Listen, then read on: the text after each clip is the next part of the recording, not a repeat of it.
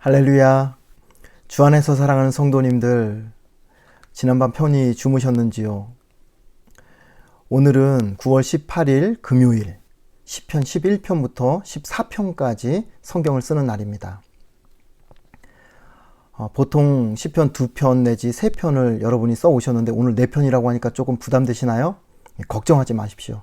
제가 절수를 세보니까 장수는 4장이지만 절수는 어제보다 훨씬 짧습니다. 그러니까 부담 없이 시편을 쓰실 수 있을 겁니다.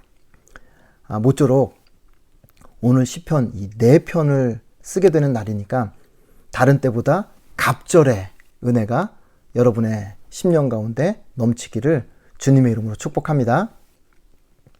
자, 그러면 11편부터 한번 시작해 보겠습니다. 오늘 이렇게 4편이 되다 보니까 제가 조금 말을 빨리 할 수도 있습니다. 이해하시고 들어주시면 감사하겠습니다. 자, 11편의 부제를 먼저 보겠습니다. 다윗의 인도자를 따라 부르는 노래, 쉽게 말하면 성가대 지휘자를 따라 부르는 노래, 이렇게 보고 넘어가면 될 것 같습니다. 시편 11편의 제목은 여호와께 피한 의인의 노래, 이렇게 정해볼 수 있겠어요. 여호와께 피한 의인의 노래. 11편 전체를 두 단락으로 나눠 본다고 하면 1절부터 3절 그리고 또 4절부터 7절인데 굉장히 심플합니다. 1절부터 3절은 질문이고요. 4절부터 7절은 답변입니다. 조금 더 부연해 볼까요?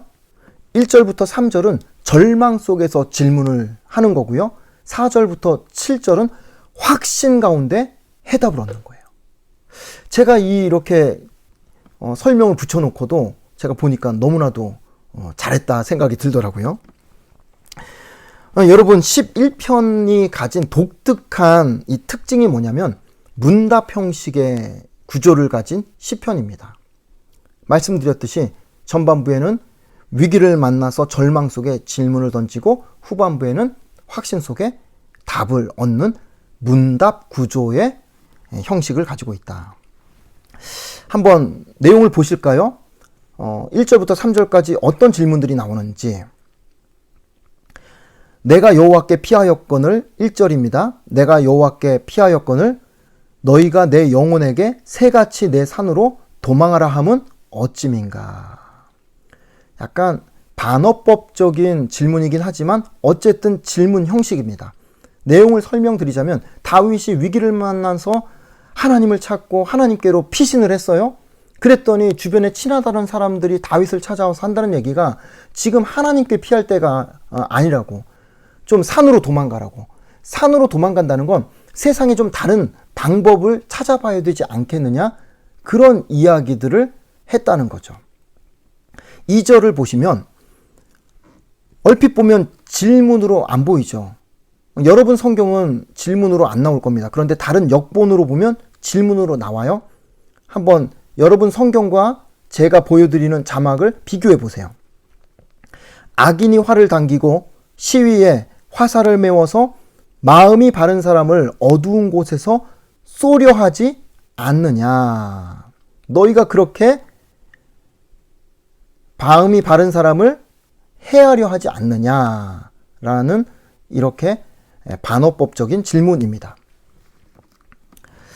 3절을 보시면 터가 무너지면 의인이 무엇을 하랴. 역시 의인이 아무것도 할 수 없다는 이야기를 반어법적인 질문으로 이렇게 기록하고 있습니다. 여기서 터라는 것만 제가 좀 설명을 드리면 터가 무너졌다는 것은 하나님의 법과 질서가 무너졌다는 거예요. 그렇게 하나님의 법과 질서가 무너진 세상 속에서 의인이 아무것도 할 수 없다는 이 절망감, 이 안타까운 현실 바라보면서 탄식하며 내뱉는 그런 질문이 바로 1절부터 3절의 질문이라고 보시면 될 것 같아요. 자, 두 번째, 4절부터 7절을 보시면 이제 앞에 질문을 던졌고 이제 4절부터 7절은 답을 얻는다고 했죠. 4절에 그러면 이 탄식하며 던진 질문에 대한 답을 4절부터 어떻게 얻는가? 4절의 답을 이렇게 제시하죠. 여호와께서 성전에 계신다. 임재를 의미합니다. 이게 답이라는 거예요. 여호와의 보좌는 하늘에 있다. 보좌를 이야기할 때는 하나님의 권능을 상징합니다. 이게 답입니다. 이어서 보면 그의 눈이 인생을 통촉하시고 그의 안목이 감찰하신다. 관찰하시고 감시하시는 하나님, 그 하나님에게서 답을 얻게 된다 하는 거죠. 그러니까 앞에서는 어찌할꼬 탄식하다가 하나님을 묵상하니까 맞다, 하나님이 임재해 계시지, 하나님은 권능의 하나님이시지, 하나님은 다 지켜보고 감찰하시는 하나님이시지, 하나님을 묵상하니까 거기서 답을 찾게 되더라는 거죠. 5절 말씀 보시면 5절에서는 의인을 하나님이 감찰하신다. 여러분, 악인을 감찰하는 거하고 의인을 감찰하는 게 이게 뉘앙스가 다르다는 걸 이해하셔야 됩니다. 하나님께서 악인을 감찰하실 때는 진짜 말 그대로 이 녀석 무슨 짓을 하나 보자, 감시하는 감찰이라고 하면, 의인을 감찰하시는 것은 뭐 도와줄 게 없나? 잘하고 있나? 어려운 건 없나? 이렇게 살피시는 감찰이라고 보시면 되겠습니다. 그리고 5절의 끝에 보면 악인과 폭력을 좋아하는 자를 미워하신다. 그러니까 이렇게 의인을 돌보시고 악인을 미워하시는 공의 하나님에게서 답을 찾는 거죠. 그리고 6절에 가면 그렇게 다 감찰하시고 지켜보시는 하나님이 어느 날 악인에게 그물을 던져서 꼼짝 못하게 하실 날이 반드시 올 것이다. 악인에게 불과 유황과 태우는 바람을 안겨주실 것이다. 다 소멸하시는 하나님이 되실 것이다. 정리를 하면, 그렇지, 하나님이 이 상황을 보고만 계실 리가 없지. 어느 날 하나님께서 그들을 혼내주실 거야. 하나님께서 반드시 심판하실 날이 있을 거야. 그렇게 답을 찾고 나니까 7절에 안도의 한숨을 내쉬면서 이렇게 고백을 하죠. 여호와는 의로우사 의로운 일을 좋아하시나니 정직한 자는 그의 얼굴을 배우리로다. 무슨 말입니까? 그래, 힘들어도 이 믿음의 길 끝까지 걸어가면 그 길 끝에서 공의의 하나님 만나게 될 거야. 사랑의 하나님 만나게 될 거야. 최후 승리를 확신하면서 시편 11편은 마무리가 되어집니다. 여러분 어떻습니까? 참 좋지 않습니까? 이렇게 11편을 마치고 여러분 이제 12편으로 곧바로 넘어가겠습니다. 12편의 부제 한번 보십시오. 다윗의 인도자를 따라 8번째 줄에 맞춘 노래. 8째 줄, 여러분 기억나시죠? 10편, 6편. 그 6편에서 현악 8번째 줄에 맞춘 노래라고 제가 설명을 드렸어요. 어떤 뜻입니까? 가장 낮은 음에 맞춘 노래라는 거죠. 그래서 바흐의 제가 주선상의 아리아까지 들려드렸던 것 여러분이 기억하실 겁니다. 자, 제목을 보면 10편 12편의 제목은 악한 세상을 탄식하며 구원을 바라는 기도. 악한 세상을 탄식하며 구원을 바라는 기도. 그래서 학자들은 이 12편의 배경을 사울왕 정권 말기에 정치, 경제, 문화, 도덕 다 그냥 부패한 그 시대상을 바라보면서 다윗이 탄식 가운데 나라 걱정하면서 썼던 시편이 바로 12편이라고 이야기를 합니다. 자, 그럼 배경을 염두에 두고 내용으로 들어가 볼까요? 두 단락으로 나누겠습니다. 1절부터 4절까지는 탄식의 기도, 5절부터 8절은 구원의 확신. 간단하죠? 자, 1절부터 4절까지 어떻게 탄식하며 기도하는가? 1절에서 여호와여 도우소서 시작하자마자 긴 한숨 섞인 기도로 12편 1절이 시작이 됩니다. 탄식하는 거예요. 왜 그렇게 탄식을 하는가? 1절부터 4절까지 탄식하는 내용이 기록이 되어 있는데 제가 그걸 다 설명드리지 않을 거고 2절의 단어 3단어만 보시면 1절부터 4절까지가 다 설명이 돼버려요. 표시해 보세요. 2절에 거짓, 아첨, 두 마음. 자, 부연 설명하자면 세상 모든 사람들이 그냥 거짓으로 가득 차고 아첨하고 두 마음으로 살아가는 이 안타까운 세상, 이 세상을 바라보면서 어찌할꼬 여호와여 도우소서 한숨과 탄식을 쏟아내고 있더라는 겁니다. 그런데 여러분, 시편은요, 어떤 시편도 탄식으로 끝나는 시편은 없어요. 탄식으로 그냥 끝나면 그건 시편이 더 이상 아닌 거죠. 탄식 이후에 5절부터는 구원의 확신으로 이 시편이 끝나게 됩니다. 어떻게 구원을 확신하는가? 5절에 하나님께서 안전지대에 그 백성을 두신다. 6절에 순결한 말씀, 그 말씀을 의지함으로 구원을 확신한다. 7절에 영원히 하나님이 지키시고 보존하신다. 그리고 마지막 8절을 보면 조금 어색하게 끝나요. 악인들의 이야기를 반복하는 듯 보입니다. 그런데 이건 마지막에 강조로 끝내는 것이라 보시면 될 것 같아요. 하나님, 이 시대가 너무 악합니다. 점점점. 그리고 생략된 문구가 뭐냐면 그러니 하나님 도와주십시오. 이렇게 마치는 시편 12편이라고 보시면 되겠습니다. 자, 곧바로 13편으로 넘어갈게요. 부제, 다윗의 인도자를 따라 부르는 노래. 더 이상 설명 필요 없습니다. 13편의 제목은 끝이 보이지 않을 때 드리는 기도시. 끝이 보이지 않을 때 드리는 기도시. 그래서 여러분, 혹시나 여러분 가운데 지금 끝이 보이지 않는 길을 걸어가고 있는 그런 성도님들이 계시다면 오늘 이 시편 13편의 말씀이 여러분에게 위로가 되었으면 좋겠습니다. 자, 13편을 세 단락으로 나눠볼게요. 그런데 이번에는 키워드를 중심으로 1절부터 6절까지 묶어서 설명을 할 겁니다. 자, 1, 2절의 키워드 체크해 보십시오. 어느 때까지니까 총 4번. 정말 애절함으로 부르짖죠. 어느 때까지니까. 이게 키워드입니다. 3절과 4절의 키워드는요, 한 문장인데 나를 생각하사 응답하시고 나의 눈을 밝히소서. 눈을 밝혀달라는 건 육신의 회복을 의미합니다. 5절, 6절은 체크할 키워드가 의지하여 싸우니 찬송하리니. 자, 이걸 묶어가지고 한번 설명을 드려볼까요? 하나님, 언제까지 제가 기다려야 됩니까?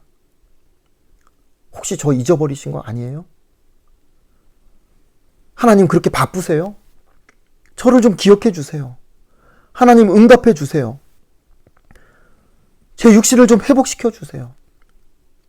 아무리 힘들어도 제가 끝까지 주의 구원을 바라보고 의지하며 제가 나아가겠습니다. 은혜 주실 주님만 제가 찬송합니다. 이렇게 정리하면 시편 13편은 그냥 끝나는 겁니다. 다시 말해서 어느 때까지니까 정말 다급하게 하나님 앞에 탄식하며 그렇게 부르짖는 기도로 시작해서 마지막에는 의지하여 싸우니 찬송합니다. 이렇게 확신과 찬양으로 마치는 너무나도 아름다운 시편이 시편 13편이라고 보시면 되겠습니다. 여러분, 우리가 그런 믿음과 확신 가운데 이 13편을 썼으면 좋겠어요. 끝이 보이지 않는 터널을 걸어가고 있지만 그 길 끝에 하나님 기다리고 계신다. 하나님께서 길을 지금 예비하고 계신다. 하나님을 의지하여 싸우니 찬송하리니. 이 확신 가운데 여러분 13편을 기록한다면 훨씬 더 은혜가 배가 되리라 믿습니다. 자, 14편으로 넘어갈까요? 14편의 부제, 설명할 필요가 없습니다. 다윗의 인도자를 따라 부르는 노래. 제목은요, 하나님을 찾지 않는 어리석은 자에 대한 교훈시, 이렇게 정해볼 수 있겠습니다. 특이한 게 있어요. 시편 14편이 특이한 것은 시편 53편과 내용이 아주 유사하다는 겁니다. 그래서 제가 여러분에게 이 설명을 좀 드려야 되는데 오늘은 이 4편을 설명하느라 좀 시간이 길어질 것 같아서 제가 다음에 시편 53편 설명 드릴 때 14편하고 좀 비교하면서 제가 부연 설명을 드리도록 하겠습니다. 자, 이제 내용을 보시면 두 단락으로 또 나눌 수 있어요. 14편 1절부터 4절은 어리석은 자의 사고방식과 행동. 그리고 5절부터 7절은 의인과 함께 하시고 인도하심. 이렇게 정리를 해볼 수 있겠습니다. 자, 먼저 첫 번째 단락의 1절부터 4절까지 어리석은 자의 사고방식과 행동이 도대체 어떤 모습인가? 1절에 하나님이 없다고 하죠. 부정합니다. 부패하고 행실은 가증하고 선을 행하지 않습니다. 3절에 다 치우쳐 더러운 인생을 살아갑니다. 선을 행하는 자가 없고요. 4절에 무지하고 죄를 먹고 마시는 삶을 살아갑니다. 여러분, 이 내용을 보시면 신약에 그대로 이 내용이 인용이 되는 성경이 있어요. 로마서 3장 10절부터 사도 바울이 시편 14편의 이 내용을 그대로 인용하면서 의인은 없나니 하나도 없다. 인간의 그 부패함을 기술하고 있죠. 나중에 한번 확인해 보시면 재미있을 겁니다. 이제 후반부에 5절부터 7절은 의인과 함께 하시고 인도하시는 하나님에 대해서 말씀을 전하고 있는데 어떻게 함께 하시고 인도하시는가? 5절 보시면 의인의 세대에 함께 계신다. 의인의 편이 되신다는 뜻이에요. 6절은요. 악인이 해하는 의인의 피난처가 되신다. 하나님께서 피난처가 되신다. 7절은 자기 백성을 포로된 곳에서 돌이키신다.